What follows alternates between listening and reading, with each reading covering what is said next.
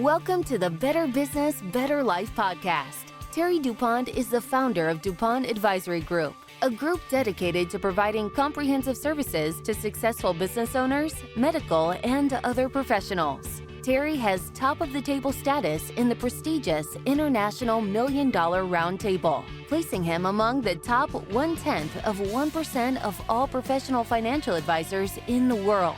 Terry's philosophy is, I've learned that I grow and prosper more by focusing on the success of others, rather than fretting over my own. Terry is a certified financial professional with the Institute of Financial Wellness, an advisor for the Power of Zero Taxes in Retirement, chartered retirement plans specialist, certified wealth preservation planner, and certified philanthropic developer. On the podcast, Terry brings together experts in their field who have succeeded in building their business to share their secrets with you. And now, here's your host, Terry DuPont.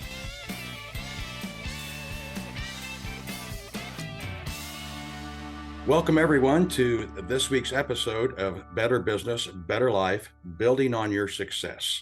I'm your host, Terry DuPont, and today we're privileged to have Ed Hensley with us. Ed is a CPA in Crawfordsville, Indiana, the west central part of the state. So, Ed, welcome to the show. Thank you. Thank you very much for having me. We're glad to have you. Ed, we did a little research and found some interesting things about you. All good, by the way. Okay. Can you tell me a little bit about you and why you started your career in accounting? Actually, the biggest thing that got me here was probably two big failures. One was in high school. I thought I was going to be an engineer, and then I met trigonometry, and I just beat my head against the wall, and I figured out what it was when you get to the sines and cosines and tangents and cotangents. I wanted to know how it worked and why it worked, and I was blessed to have a math teacher that actually was like a former NASA engineer, so he could sit there and explain to me, but it was way over my head. So I figured out I wasn't smart enough to figure out how it worked.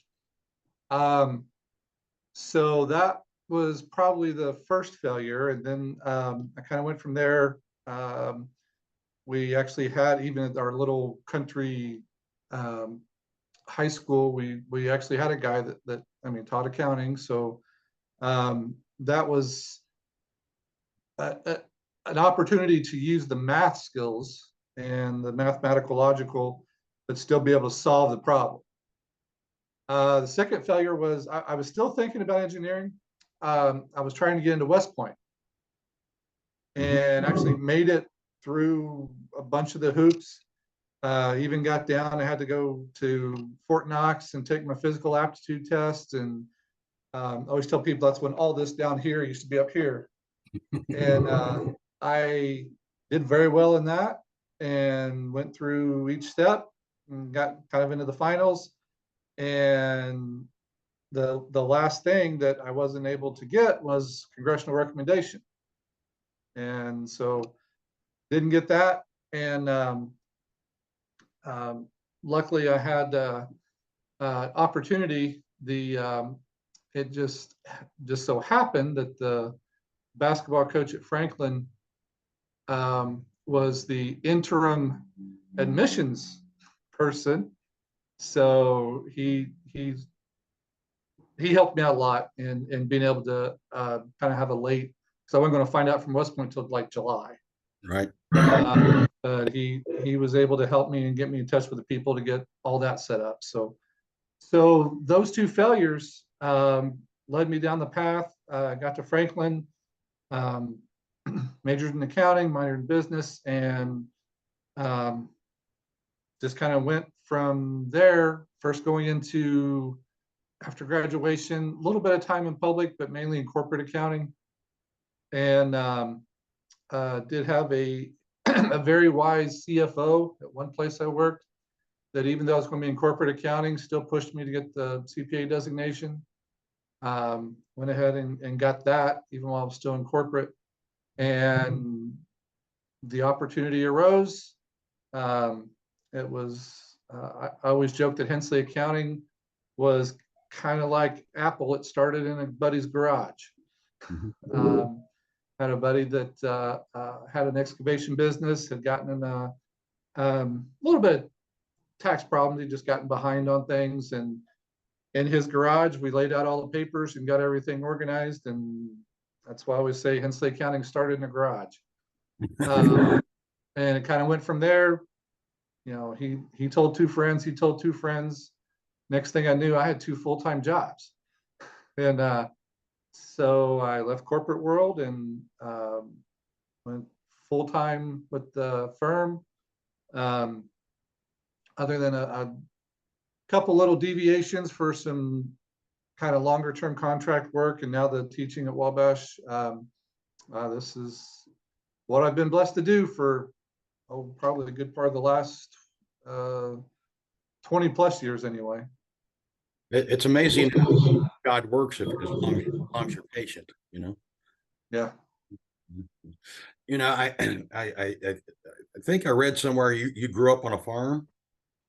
Well, I grew up in very rural southern Indiana. Our actual land wasn't that much, but farmers all around me. What we would often do, I lived about a quarter mile out of, well, I say out of town, but the town was a little town called Campbellsburg. It was probably 200 or 300 people, but that was town. And there's a little basketball court. We'd go up there and be playing, and some of the farmers would pull up and say, "Hey, I need 3 guys to help me today." And so a lot of it was that, just kind of on the spur. Some of it was after I got a little older. Some of the farmers would, call and say, "Hey, can you come do this? Can you come do that?" Especially when it got time to either putting up hay or cutting hogs or clearing a new field, getting all the rocks out and things like that. So yeah, just a lot of farm work. And that's what I did most of the time. I did have the time I went and got my license to be a lifeguard. Okay. So I got to do that for a little while, for a couple of summers, but compared to putting up hay and detasseling and cutting hogs, that lifeguard job was heaven. So do you think and I'm sure you probably did, but during that farm work and being with the older gentlemen that were obviously wiser because of their age, etc. Did you feel that you were taught any valuable skills? Oh, absolutely. My wife still teases me to this day. I love just kind of, for lack of a better term, just sitting at the feet of elders. I used to do that all the time. We, especially growing up, some of the old farmers, there was, a couple little coffee shops, we call them liars clubs. But I'd go in there, and I was probably the only teenager in the place. I was probably the only guy under 60 in the place.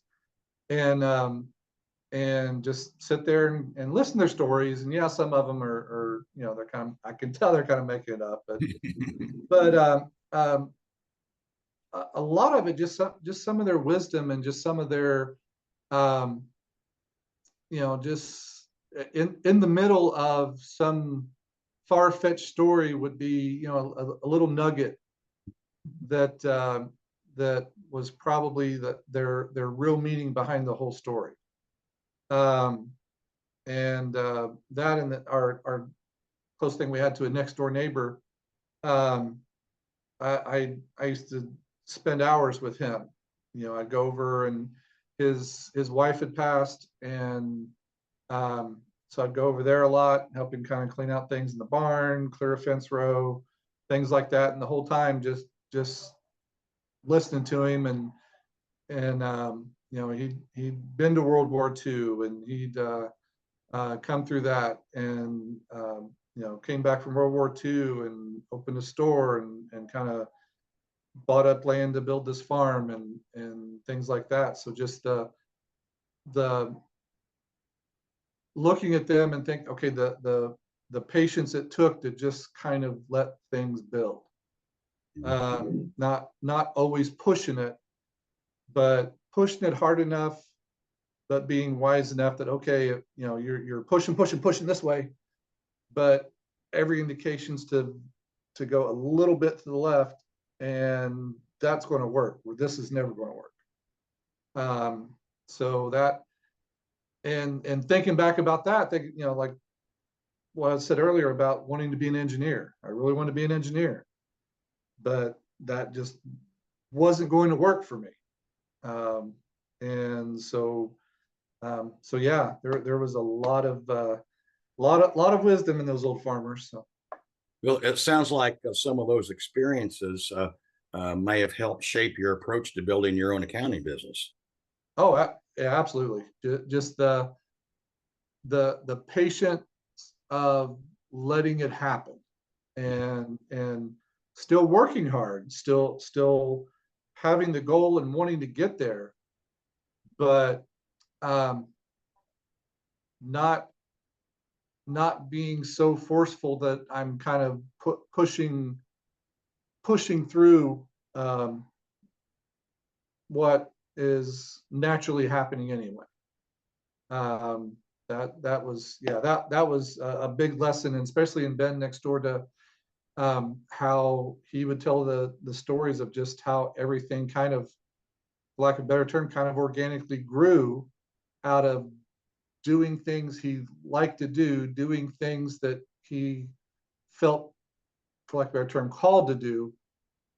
And then at the, then after that, getting into college and learning not just accounting lessons, but just lessons in general there from one of the blessings of a school the size of Franklin, kind of like Wabash or DuPont, is just the connections you get with the professors.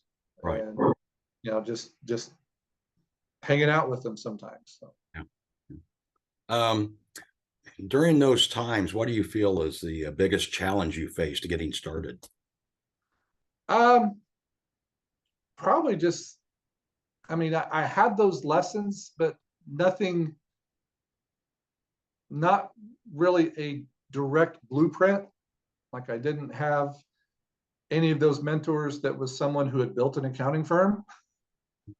So probably the hardest thing was kind of knowing the lessons, but not knowing exactly what to do. An accountant wants to go through a checklist.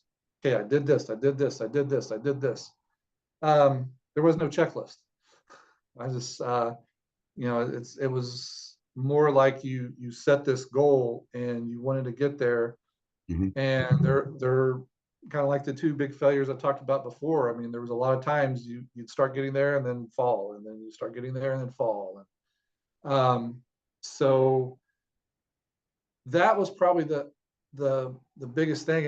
And honestly, when I first started, I had practically no capital, nothing like that. That's why I still worked in corporate for quite a while I was starting to build it and get a client base down. So that was probably the biggest challenge, was just just going through getting through all those fiery hoops to get to where I wanted to be. Okay, excellent. What is something that you know now, after all these years, that you wish you knew when you first started? Oh my! You said we only got half an hour, right? No, you got plenty of time. Man, probably. If I had to pick one of the biggest things is to not think everyone that comes through the door needs to be a client. I've been able to thankfully, over the years, I couldn't tell you how many just honestly clients I fired. Just because early on, anybody who walked through the door, I was signing them up. I don't care how big or how little the work needed to be, and then I dealt with the as I'm sure you've seen, the proverbial client that thinks you just sit there and twiddle your thumbs the whole time they're not needing anything. And then as soon as they need something, they want everything dropped and just do their thing. And then when you bill them for it, they're like, what is this? Yeah, they feel like they're your only client, and you've got all day long to do something. Yeah, they're your only client, and you should count it just a blessing to be able to do their work. Yeah, and that should be payment enough. So that's one type that it took me a few years to realize, some of these people aren't worth the time. Yeah, they got to be a good fit for you and your personality and your practice. Exactly. I mean, it's got, because with a practice my size, of course, there's certain things that from a manpower standpoint I can't do. I mean, I'm not Cat Sapper Miller. I'm not Blue and Company. I can't send 8 people out for an audit or something like that. So, but at the same time, on the other end of that is one thing I've kind of learned over the last 20 plus years is there are some of these people that, they need help, but the best thing I can do is kind of the teach a man to fish. I kind of teach them to do some of the things they can do internally, and they've got the time. They, with a little bit of tutorial, they can do it. So, that way I'm not, at a CPA level doing input, basically bookkeeping, stuff like that. Right. Gotcha. And so that's something that, I think my 30-year-old self was more as a no, everybody, I'll do whatever you want. Come on. And I've definitely learned that that's not always the case. Okay. Is there something that you like to share with each and every client that you have, a philosophy or anything? Basically, that a lot of things I tell new clients now is that we're not going to compromise on anything as far as ethics or tax law or anything like that. I had one client that always wanted to push that envelope. Always wanted to kind of look at the gray area and say, okay, let's do this, and cross our fingers for 3 years the IRS doesn't catch it. And I'm like, no. I had one, actually, he'd been a client for a while, but when all the PPP loan stuff came out, he never contacted me, and I knew his business was never really slowed down through COVID. But he came in, he wanted me to help him fill out the paperwork for the forgiveness. And I was like, you never slowed down, what? And I said, you didn't really need the money, so what'd you do? And he said, I bought a boat. Like, you're going to pay this back. Didn't use it for, and he's like, no, I'm not. I'm like, well, then you find another accountant to fill this out. So, so probably and he was one of them in the back of my 30s. I was like, yeah, come on. Yep. But that's probably one of the, the first things up front is I just let him know that there's a level of or it's not even a line in the sand. It's more, I mean, it's a line in reinforced concrete that it's not going to be crossed. Right. No matter what. So, and I just, especially a new client, I let them know, if you try to cross that line, you're going somewhere else. Okay. Yeah. In teaching financial, managerial, and intermediate accounting at Wabash College, that's an interesting addition to your professional journey. A little different. So, how did this teaching role come about, and how has it influenced your perspective, possibly, on accounting and education? Great question. Well, it came about. I had just kind of here and there taught a couple classes at Harrison College that, of course, no longer around. But the opportunity at Wabash arose when, at the time, they only had two classes, just financial accounting and managerial, one in the fall, one in the spring. And they were being taught by kind of a semi-retired Purdue professor. And he had gotten very sick.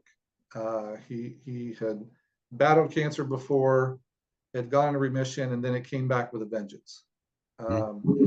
And he let the head of the accounting over there was actually in the econ department. And he let the head of the econ department know about 2 weeks before class was going to start in spring of 2013 that he just couldn't do it. He just physically wasn't able to do it. So just being a small town through connections, the gentleman who's head of the department that year got in touch with me and said, hey, can you teach just this managerial class this spring? I went over and met with the professor going out. He pretty much had everything laid out already. So initially it was like I was just going to be a sub for the semester. Basically just going through his slides and teaching from his curriculum. So it was supposed to be a 1 semester gig. And 10 years later. There you go. But what I found out was, I mean, I was kind of hesitant because, it's spring, it's right in tax season. So I thought, am I really going to have time to go do this and right in the middle of tax season and all that? And what I discovered was how much a room full of 20 to 25, 20-something-year-old guys can energize you. I'd go over there for a couple hours twice a week and would come back more energized than and able to actually get more regular tax work done and stuff. The other thing and then after getting through that spring, I said, hey, would you, for whatever reason, I guess I got some positive reviews, and they asked, okay, would you be willing to come back in the fall and do the financial class? So yeah, fall's actually a lot better. And then one of the econ professors was in the works at the time of developing this. Wabash itself doesn't have an accounting major. Doesn't even have an accounting minor, has a business minor, and that's it. But she was working on this pipeline program with Kelly School and just asked me to kind of come in on the meetings when the dean from down there was coming up, and she was getting ready to retire. So basically that all got handed over to me. Oh boy. So I've kind of been the main contact over there. They're one of the things the whole agreement was to start this intermediate class.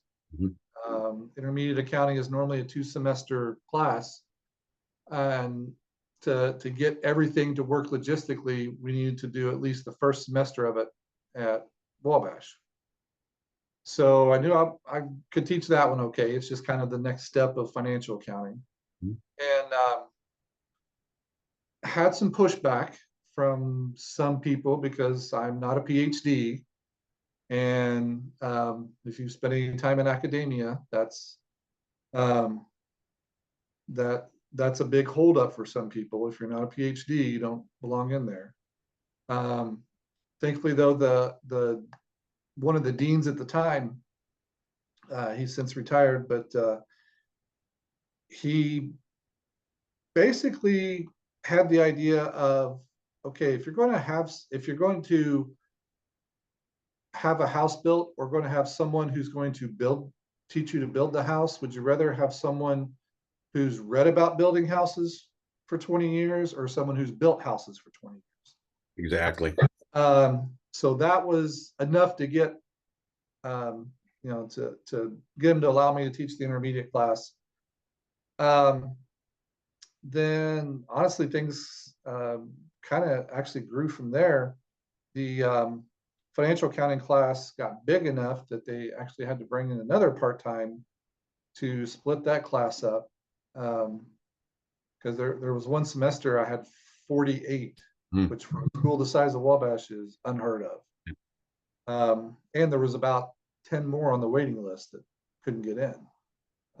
We had to cut it at 48 because that's all the room would physically hold. So from there, I mean, after that first semester, kind of using his blueprint, I've been able to develop things more on my own, kind of within my own thoughts. I've brought in the intermediate curriculum. I pretty much wrote it myself. I went down and met with some professors at Kelly School, but and actually talked to one of my old professors back down at Franklin, and which he left me with the joke that said, "Professor Hensley." Those are two words I never thought I'd hear side by side.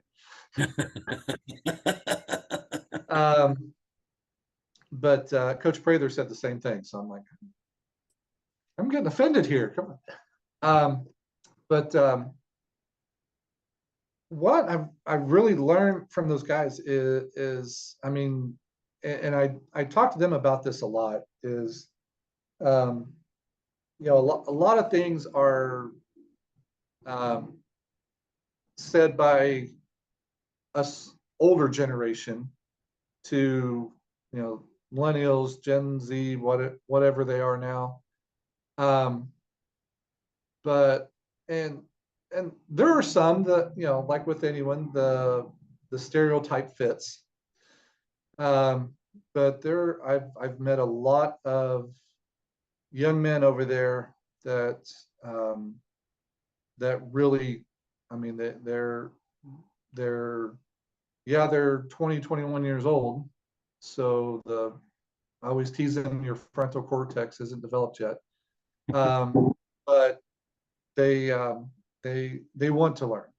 Yeah. One thing I've kind of done, I'm still doing in pushing that pipeline, or I've even been in contact with other grad schools for their MSA programs, is just the profession itself, the accounting profession itself, is aging considerably. I mean, I go to some of these conferences, I'm a young guy.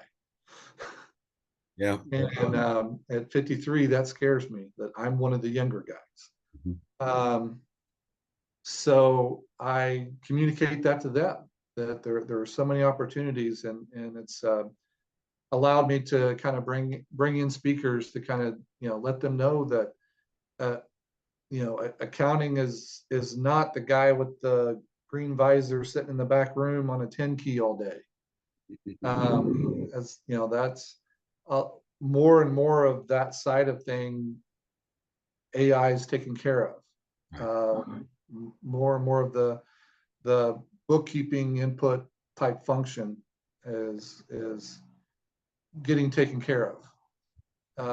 What's needed now are guys that can that can analyze everything. Right. And especially in these days of big data and stuff, who's more aligned to analyze all this data accountant than a CPA? Because that's what we do. We take a whole bunch of information, find out what's relevant to the problem, and use that to solve the problem. The other big thing that I love to be able to do over there is, yeah, we'll go through a lesson and I call them the nice little textbook problems that, the answer is a nice round number. And then I tell them, so, okay, now this is how it works in the real world. It doesn't always line up like this. So I'll give them problems. Then some of them, of course, names change for protect the innocent, but problems I've dealt with, and they'll have to work their way through that and be able to analyze that. And so that's probably the biggest thing. I still, the world of academia is still a foreign country for me, just because it's so different than, for lack of a better term, the real world. But I've learned how to navigate through it. I don't think every day, I don't think I belong there. Especially, I go to a faculty meeting, I'm like, this is just weird. I mean, when first time I heard the term committee on committees, they have a committee to talk to pick the committees, and I'm like, that's okay. That's academia. Okay, just accept it and move on. That's kind of like the bank. I'm sorry, what was that? Kind of like the banking industry. We have meetings to determine what they're going to talk about at meetings, Yeah, that exactly. And the committee on committees, that's really what they do. The committee on committees meets to talk about what other committees we need. Yeah. So, your involvement in the community is evident through your teaching and your work. How do you think your contributions have made a difference in West Central Indiana? And what role does your firm play in supporting local businesses? I think my role is basically kind of become what the AICPA has pushed since the dark days of Enron and Arthur Andersen, is to just become a trusted advisor. And on my limited small scale, that's what I try to be. I don't really hesitate. If I go up to, whoa,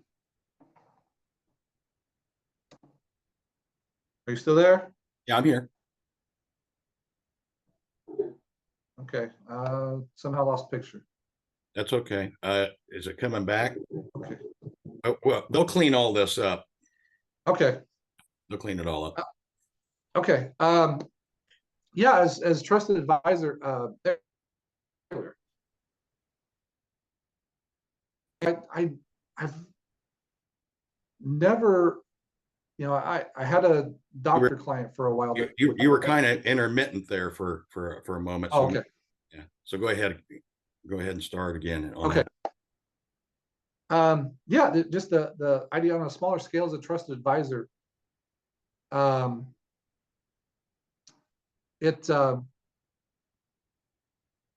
Basically, I mean, if I'm around town, if I'm, especially when my son was younger and youth sports and stuff like that, and I'm helping to coach that, and I'm sitting in a dugout at a little league game, between innings, someone comes up. At first I thought that was really weird, but then I thought, that's who I'm seen as in the community. Mm-hmm. That's what they see me as. I mean, yeah, to these little kids, I'm Coach Hensley, but to them, to the other parents, that's kind of where I am. So I've never really been offended by that.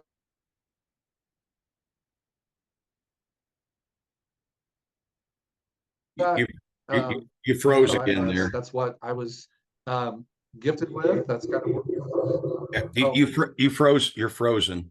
Okay. So what we'll do. Yeah, it keeps kind of. That's okay. Because they're going to clean all this up. We'll probably just stop it there, and we'll pick you up on it. We've only got a couple questions left, so it'll pick us up next one. Are you showing? Because I'm not seeing it. Are you showing that your internet is stable? Well, it is now, but like I said, I completely lost picture a while ago. Yeah, everything seems to be. Well, we do that while it's working. Let's just get through these last couple of questions real quick, because we're almost done. Ed, that's all. That's great stuff. But what I'd really like to know is how you define success. My thoughts on success is honestly, I mean, it's one of those things that really is subjective from person to person. I really think success is if you've set a goal that's going to push you. Because anyone can set a goal that's easy to get to and doesn't take a whole lot of work and can get to it and say, oh yeah, I'm successful. My idea of success is to look at a goal that's something you like to do, but is something that's going to push you in whatever field it is. Mm-hmm. And as far as professionally, physically, even spiritually, things like that, you have these different goals. And I think sometimes maybe not completely achieving them, but the success itself is kind of the continuing to pursue it. I think back to my son even though he's gone, still loves Kobe Bryant. And one of the things that he always said was that he always pursued perfection, knowing he would never get there. But the success was just in being able to push himself to continue to pursue that. Kind of along those lines, I mean, my idea of success is just constantly moving toward that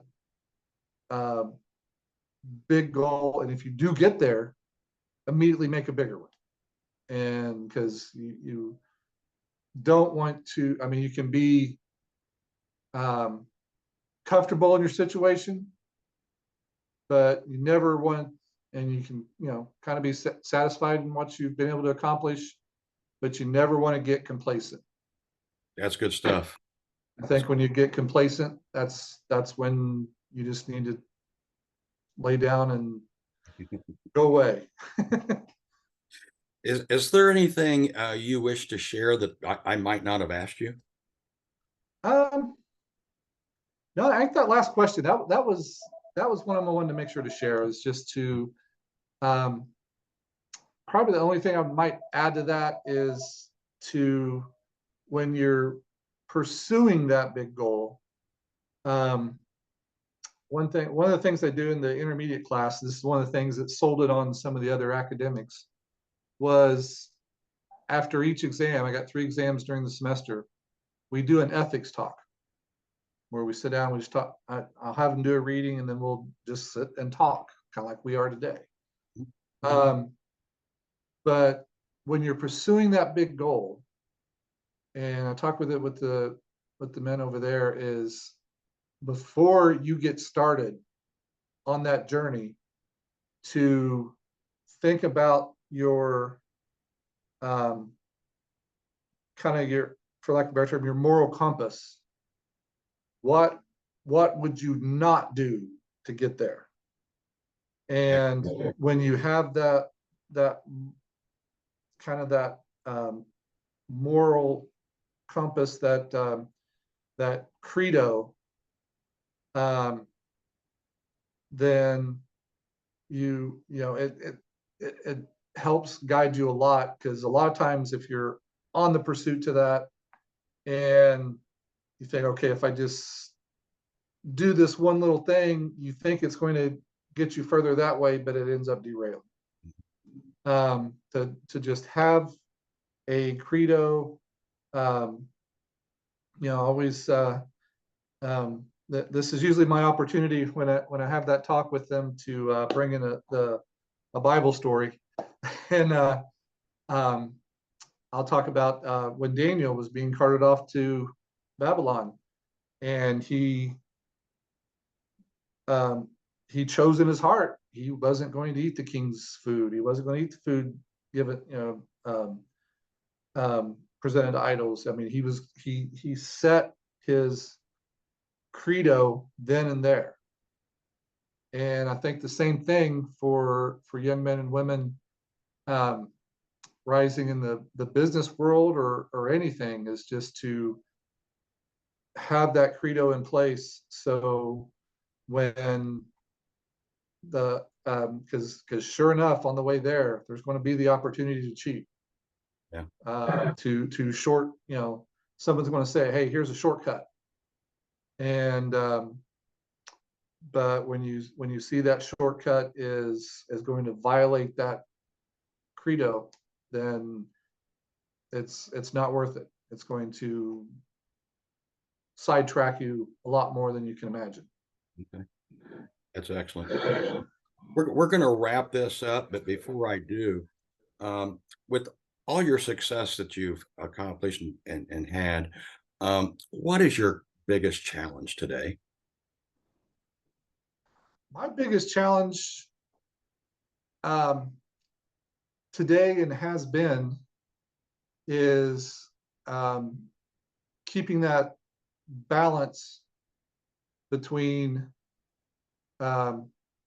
professional and personal. They say the work-life balance. I think that's the catchphrase. Okay. As my kids were growing up, that got a little difficult some days.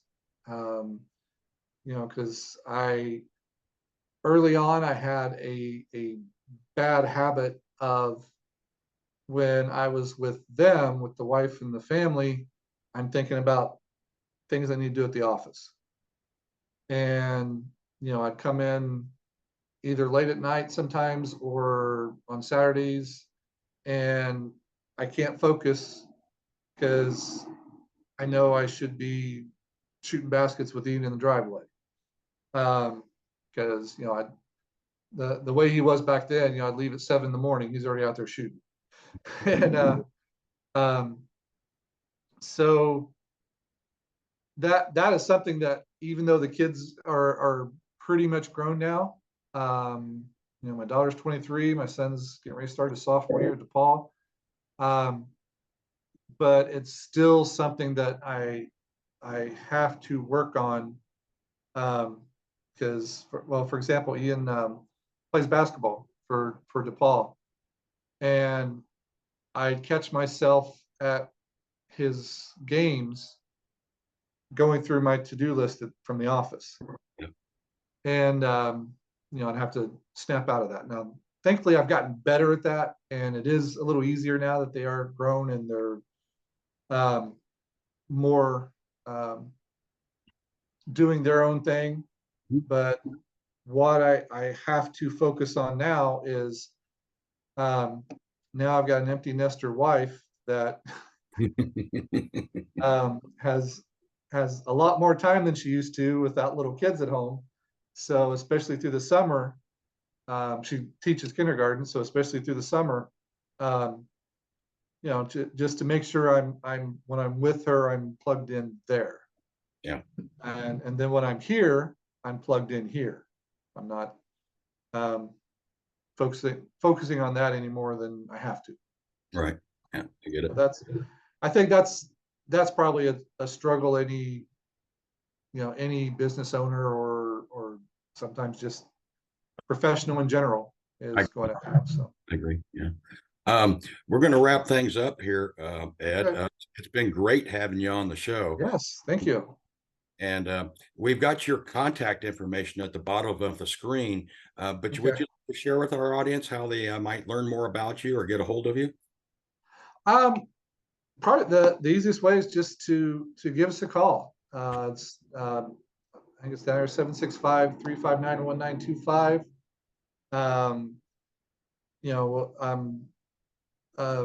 Even if you're not in the immediate area, a lot of times, we'll just set up phone meetings or Zoom meetings like this, or that's how I've said, mostly West Central Indiana, but I've got a client in Florida. I've got to have a Zoom meeting with a little later, and I've got one in Montana, and I've got a couple in Arizona, and so one of the blessings that came out of COVID was a lot of things like this. Yeah. I've been able to communicate a lot better with people that aren't driving distance to me. Right. So don't anybody that's watching this, don't hesitate to contact just because, okay, I'm in Missouri. Yeah. Or just give us a call. I'm always willing to have an initial meeting, just kind of talk about your situation, and we'll honestly look at things and see if it's something we can help with. Or sometimes with the advising, the best advice is for you to find the Ed Hensley in your area. Yeah. And there's sure to be one wherever you go. Yeah. Well, Ed, thank you very much. And to our audience, we appreciate you being here today and stopping in to listen and listen to Ed and myself. So, keep coming back. Better business, better life, building on your success. Come and join us next week as well. So thank you, everybody. Thank you. This has been the Better Business, Better Life, Building on Your Success podcast. If you have questions about creating tax-free wealth and income, forward-looking tax mitigation, strategic risk mitigation, wealth preservation and legacy planning, and advanced financial management, go to DuPontAdvisory.com or email Terry@DuPontAdvisory.com.